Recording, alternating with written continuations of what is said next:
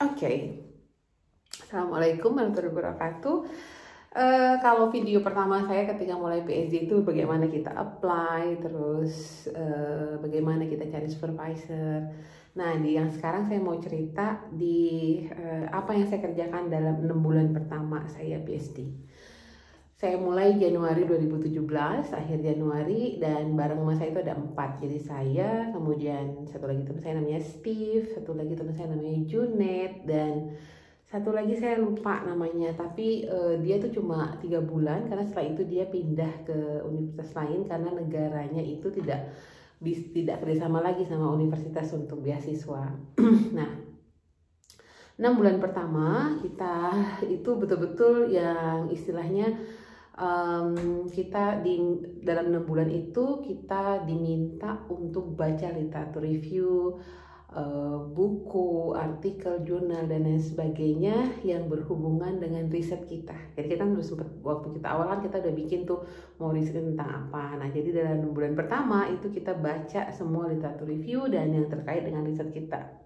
Dengan riset kita itu apa, cari gapnya. Jadi dalam waktu sampai dengan 9 bulan itu kita istilahnya dalam masa probation. Nah, dalam waktu 6 sampai 9 bulan itu nanti kita baru akan registrasi, ya kan? Jadi selama 6 bulan sampai 9 bulan itu betul-betul kita yang baca literatur review, buku, artikel, jurnal, dan kita mulai deh ketemu sama pembimbing kita. Waktu itu saya ketemu rutin ya tiap bulan karena dari awal ya, jadi istilahnya dia dari awal guiding kita si supervisornya.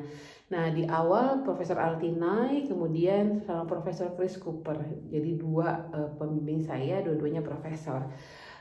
Kita ketemu, kita rutin, kita ngobrol, terus dari beberapa bacaan itu terus saya mulai mendevelop untuk literatur review saya tulisan ya. Jadi dari beberapa yang saya baca, saya mulai itu menulis dan juga mulai mencari riset gapnya saya itu apa sih gitu, apa sih yang saya kebetulan riset saya itu mengenai undang-undang desa, mengenai desentralisasi ya. Jadi saya baca tentang teori desentralisasi, kemudian apa kondisinya seperti apa riset-riset sebelumnya.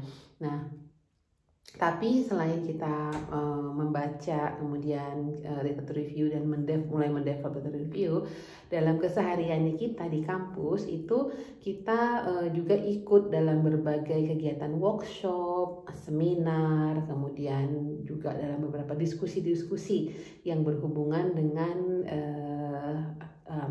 dengan kita sebagai PhD student. Nah, dari kampus juga memang kalau kita di Inggris kan nggak seperti di Amerika. Kalau di awalnya harus istilahnya kayak kuliah gitu. Kalau kita enggak, tapi kita punya kewajiban dalam setahun itu harus mengisi 70 jam ya untuk PDP, namanya Personal Development Plan. Jadi dalam 70 jam dalam setahun. Jadi tinggal kita bagi, misalnya minggu ini saya ikut seminar atau workshop atau kelas gitu ya. Nah, itu tinggal dihitung, nanti tinggal kita bikin report pada waktu akhir semester. Jadi karena saya mulainya Januari, nah itu kan akhir tahun ajaran itu kan di Juni ya. Jadi Juni itu saya juga udah ngisi. Jadi dari mulai saya kerjakan ya, let's say saya start Februari itu sampai Juni itu saya ikut kegiatan apa aja yang menunjang personal pengembangan diri saya.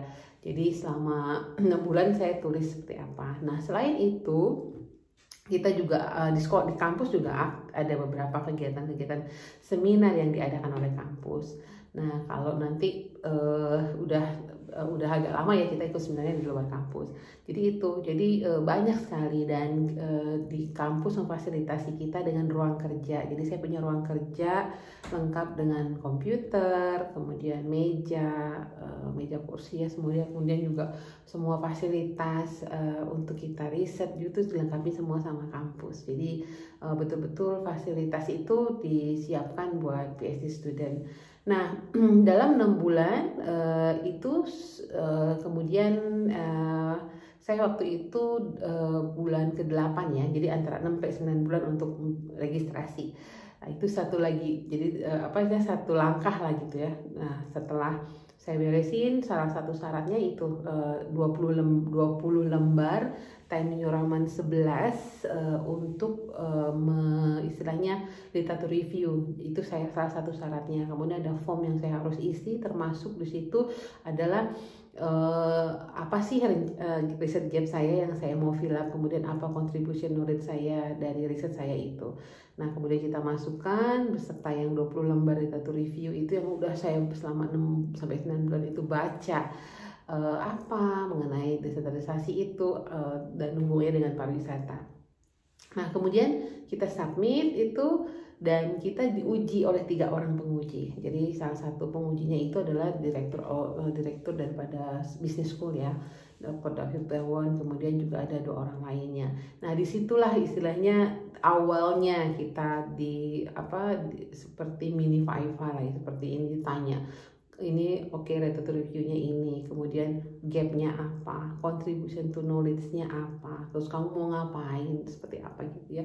Nah, di situ betul-betul yang saya harus defense gitu loh, mempertahankan bahwa ini loh yang saya udah baca selama saya ini, saya tuliskan dalam 20 lembar itu, ini riset gapnya. Nah, ini yang saya akan isi, yang akan saya fill up di riset gapnya, ini akan menjadi, kemudian ini rencananya riset aims objective saya, jadi apa tujuan maksudnya dari riset saya, dan ini contribution to knowledge dari riset saya. Itu belum bicara metodologi ya, belum bicara, hanya bicara itu aja. Nah, nanti saya lumayan waktu itu karena riset saya itu dia bilang, aduh riset kamu ini seharusnya bukan kamu yang kerjakan, tapi ini negara kamu yang kerjakan, dan ini harusnya tim. Jadi saya harus slightly agak rubah sedikit waktu itu aims dan objektifnya, saya agak rubah sedikit karena dia bilang kalau kamu kerjakan seperti ini kamu gak akan selesai 5 tahun, dan ini harus dikerjakan oleh satu tim memang yang dibiayai oleh negara kamu.